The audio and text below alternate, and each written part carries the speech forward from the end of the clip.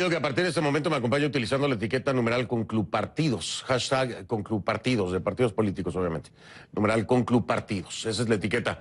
Sus comentarios con la etiqueta conclupartidos a mi cuenta en Twitter, @soyfdelrincón, @soyfdelrincón. Otro balde de agua fría para la oposición venezolana. Este miércoles, el presidente Nicolás Maduro habló de la consignación ante el Tribunal Supremo de Justicia de una serie de documentos que buscan castigar políticamente a todos los partidos que no participen en las elecciones municipales pautadas para el próximo 10 de diciembre. Maduro dijo que se trata de medidas draconianas para suspender las tarjetas electorales de los partidos en comicios próximos. Escuche. El compañero Jorge Rodríguez hoy acudió a los órganos del Estado, al Poder Electoral. Quiero felicitarlo para consignar un conjunto de documentos que ha elaborado un conjunto de juristas, de estudiosos del derecho, porque le están solicitando al Poder Electoral medidas de protección de la democracia venezolana, medidas especiales de protección de la democracia venezolana. Se le ha solicitado oficialmente en esta carta firmada por Jorge Rodríguez, jefe del comando Zamora 200, que el Consejo Nacional Electoral, junto al Poder Constituyente, proceda a tomar medidas draconianas que pudieran implicar la inhabilitación de las tarjetas electorales de los partidos que han llamado a sabotear las elecciones y que se han ausentado del proceso político, democrático y electoral. Inhabilitar las tarjetas para los procesos que vengan. El mismo mandatario ha dicho que la propuesta es un mecanismo de presión rumbo a las presidenciales del 2018. La amenaza, pues no tiene precedentes, ¿no? Ya que dentro de la ley vigente de partidos políticos venezolanos no existe un artículo que establezca la inhabilitación de tarjetas electorales por no querer participar en un proceso electoral. Dicha propuesta tampoco forma parte de la ley orgánica de procesos electorales. Y bueno, pese a la amenaza, los principales partidos de oposición confirmaron que no van a participar en las elecciones municipales. Es casi como que si no vota, pues es un delito, ¿no? Para el partido. Pero por si la presión del gobierno a la oposición venezolana no fuese suficiente, también hay una presión interna. La hay desde hace mucho tiempo, pero ahora aumenta, porque el ex candidato presidencial opositor Manuel Rosales, tras ser habilitado políticamente por el Tribunal Supremo de Justicia, con sede en Caracas, el de allá, anunció este jueves su candidatura a la gobernación del estado Zulia. Ajá. ¿Por qué aumenta la presión? Bueno, es que es una gobernación que el gobierno le arrebató hace apenas unos días al también opositor que había ganado, Juan Pablo Guanipa. Lo que pasa es que Juan Pablo Guanipa, a pesar de ser gobernador electo, no se quiso juramentar ante la Asamblea Nacional Constituyente. Dijo, no voy y no fue, y no lo dejaron ser gobernador. Este órgano es 100% oficialista, usted lo sabe, además desconocido por más de 50 países. Guanipa ya había advertido que el opositor que se inscribiera en la repetición de la elección del Zulia sería considerado un traidor. Bueno, Rosales responde y dice que lo hace en defensa del Estado. ¿Traición o acción? Vamos a hablar con mi invitado.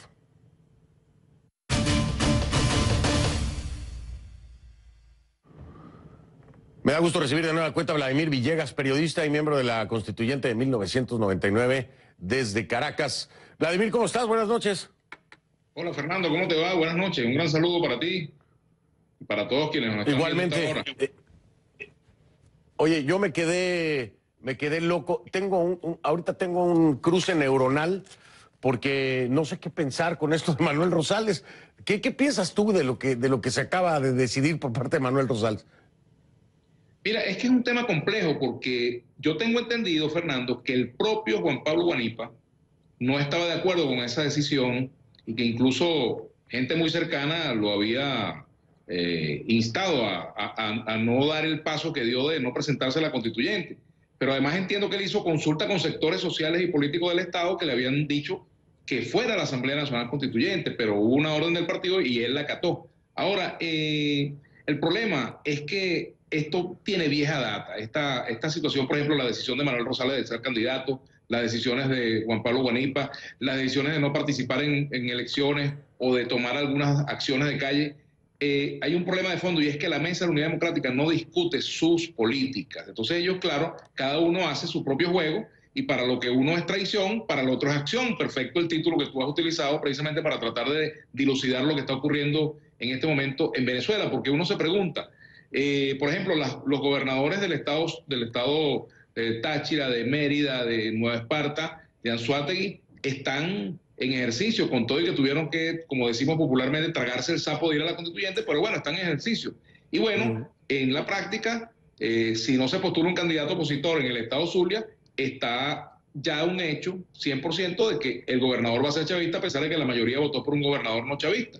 Entonces, obviamente que el dilema no es fácil de dilucidar, porque bueno, hay 200 razones, por ejemplo, para que la oposición no participara, pero había 200 para que participara. Y habrán 100 razones o 1000 razones para que Guanipa haya ido a la constituyente y habrían 1000 razones también para no ir. Entonces es un tema de...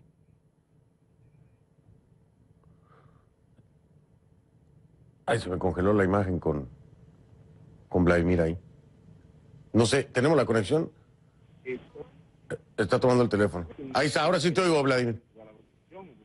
Los otros gobernadores están en funciones y Guanipa está, digamos, hizo una acción de protesta, pero poco acompañamiento. Entonces, el tema es complicado, Fernando, porque esto tiene que ver con los graves problemas que tiene la oposición y uno de ellos es la falta de coherencia. ¿Me oyes? ¿Aló? Ahí te oigo, sí, te oigo muy bien ahí. Me estabas diciendo que tiene que ver con la falta de coherencia. Sí, claro, un problema de coherencia porque obviamente la oposición, por ejemplo, dice que no va a participar en las municipales, pero que sí va a hacerlo en las presidenciales. Entonces, bueno, acaba de participar en unas elecciones regionales y luego cambia de línea sin asumir explicaciones, sin decir por qué fue que se perdió, porque no es solamente un tema de condiciones absolutamente injustas y algunas acciones de corte fraudulento, también la oposición tiene situaciones internas que provocaron derrotas en muchos sitios. Entonces, obviamente, pues que aquí hay mucha tela que cortar, no es un tema sencillo, Fernando. No, ya lo sé, pues te digo que yo tengo un cruce neuronal porque trato de entender precisamente estas acciones. Les decía, no vayan a las regionales, van a las regionales y salen de ahí y entonces no van a las municipales, pero sí van a las presidenciales y después Manuel Rosales. Ahora, la realidad es que estoy asumiendo, Vladimir, que si Rosales va a entrarle al quite ahí en el Zulia, pues seguramente se va a juramentar ante la Asamblea Nacional Constituyente, porque ya sabe cuál es el resultado, ¿que no? Claro, eso es correcto, pero también uno se pone en el lugar de las comunidades que dicen, mira, no es justo que tengan que ir a la constituyente, pero tampoco es justo que nos quiten la gobernación por no ir. Entonces, claro, es un tema de decisión. Es lo que pasa, por ejemplo, en municipios opositores como Chacao, Baruta, El Hatillo, que son de tradición absolutamente contraria al gobierno. Bueno, imagínate, ¿quién hace más o quién hace menos? ¿El que no vota y permite que gane el gobierno allí o el que presenta una candidatura para proteger el municipio, digamos, del control chavista? Entonces, el dilema es complicado, ¿no, Fernando? Esto es tan complicado, ¿te sabes cómo qué? Es tan complicado como que ¿qué fue primero, el huevo o la gallina? Así de complicado se me hace el tema. Voy a marcar también. Bueno, entonces, a mí me parece que allí todo esto es resultado precisamente de falta de unidad de criterios en la oposición. Realmente la oposición está fragmentada, está dividida con respecto a las formas de lucha y está confundida con respecto a las formas de lucha, porque cambia de formas de lucha y de política de manera muy, digamos, constante y sin ningún tipo de debate, ¿no? Es ambiguo. Los partidos de oposición están partidos, desgraciadamente. Voy a marcar una pausa, Vladimir. Regreso contigo en un momento para que hablemos acerca precisamente de esta amenaza del presidente Maduro de inhabilitar a los partidos que no participen en estas elecciones. Pues dice que los vamos a votar. Y entonces no van. Vamos a hablar de eso porque te tengo un cuento al respecto. Bueno, ok. Entonces regreso rápido para que me eches el cuento, como dicen allá. Ya vengo, entonces continúo con Vladimir Villegas, periodista y miembro de la Constituyente de 1999. Ya vengo.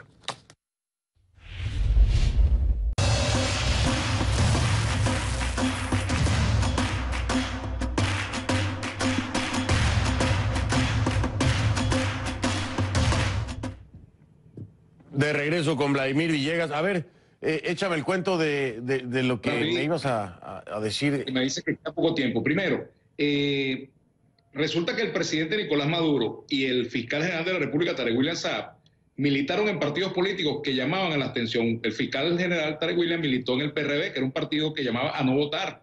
Y el partido en el cual militó Nicolás cuando era muchacho, en mi época de muchacho, era la Liga Socialista, que era un partido que nació de un comité por el voto nulo. Es decir, fueron partidos que defendían el derecho del ciudadano a no votar o votar nulo. Y entonces es una contradicción que ahora pretendan criminalizar el llamado a no votar. Yo no estoy de acuerdo con el llamado a no votar. Yo creo que hay que votar. Se lo digo claramente, Fernando. Yo creo que es un error de la oposición, claro, de las municipales, en todas esas situaciones. Pero espérame, oye, Vladi, pero una cosa es no votar y otra cosa es que no quieras participar de una elección. O sea, si tú no haces un llamado a no votar y no quieres participar de la elección, bueno, ¿por qué te van a criminalizar por eso? Claro, ahora, si por ejemplo ya después de 2, 3 periodos el partido no participa en elecciones, bueno, se tendría que recoger las firmas nuevamente, pero eso es otro tema. Inhabilitar por la decisión de no participar, por supuesto que en mi modo de ver es absolutamente inconstitucional, porque el voto es un derecho, no una obligación. Ahora, en el caso venezolano, nuestra Constitución no lo establece como una obligación. Ahora, otra cosa es que estén saboteando las elecciones por vía de la violencia, trancando centros, que no, eso sí es otra cosa, pero el llamar a no votar es una opinión. Yo creo que la gente tiene que votar, porque si tú estás reclamando el ejercicio del voto limpio, del voto de un voto en condiciones de justicia, no hay mejor manera que hacerlo sino en medio de un proceso electoral. Pero me parece que hay una doble moral en esto, porque fíjate, por ejemplo, el propio presidente Chávez provocó la derrota de Aristóbulo Isturi cuando estábamos en la causa R, y Aristóbulo perdió la alcaldía por el llamado a la abstención que hizo Chávez, y no fue preso por eso Chávez, ni nadie lo condenó, era su política, es un tema de política. Ahora, la gente vota o no vota, es una decisión. Es una decisión personal. Claro, además se tiene el Yo creo que el registro del partido. Mira, yo te voy a decir, me parece ya el tema electoral se ha vuelto un mal chiste en Venezuela. Es un mal chiste, Vladimir. O sea, porque por un lado tienes una oposición que dice, no vamos a ir. Bueno, sí fuimos. Bueno, pero ahora no vamos. Y de pronto entra el gobierno a decirle, no, ahora vienes. Porque si no vienes, ya no vas. Es un mal chiste esto. Claro, pero también es un chiste. O sea, ahí hay varios malos chistes. Uno, primero decir que van, luego decir que ahorita no van, pero que para las próximas sí van. Entonces hay un tema ahí de incoherencia, en mi opinión. Si tú crees en la ruta electoral, tienes que ir en esa ruta electoral bajo las condiciones que sean. Claro, tú no puedes ir, por supuesto no de rodillas, pero denunciando, en todo caso denunciando irregularidades. Pero lo que no puedes es deslegitimar la ruta electoral tú mismo, que lo haga el adversario político, pero se supone que el camino de la oposición es el camino electoral. Yo, por ejemplo, creo que esa es la ruta que Venezuela necesita para los cambios. Yo no veo un cambio en Venezuela, Fernando, por otra vía que no sea la ruta electoral. Ahora, si la oposición se encarga de debilitar esa ruta electoral... Pero vamos a tener que hablar tú y yo otro programa media hora, porque hay que hablar yo entiendo lo que me estás diciendo en la ruta electoral, pero con un Consejo Nacional Electoral como el que se tiene, con las condiciones en las que se dan las últimas elecciones, o sea, yo entiendo que debería ser la ruta, pero cuando no hay ruta, pues ¿por dónde caminas, Vladimir? Vamos a dejarlo, ¿te parece? Nos ponemos de acuerdo. Nos ponemos de acuerdo, porque ya se me fue el tiempo. Lo conversamos en otro momento, pero ahí está de Chile, Venezuela mismo, cuando la dictadura, esos países votaron en condiciones adversas y la gente, por la presión de la gente, llevó al camino electoral. ¿Pasará eso en Venezuela? Bueno, ojalá. Y vamos a ver, tenemos que platicar largo y tendido, tú y yo, siempre nos queda corto el tiempo. Te mando un abrazo, Vladi, buenas noches. Bueno, güey, que te vaya bien, hermano. Nos vemos, chamo. Ya está. Vladimir Villegas, periodista y miembro de la Constituyente de 1999, nos acompañó. Hago una pausa, regreso.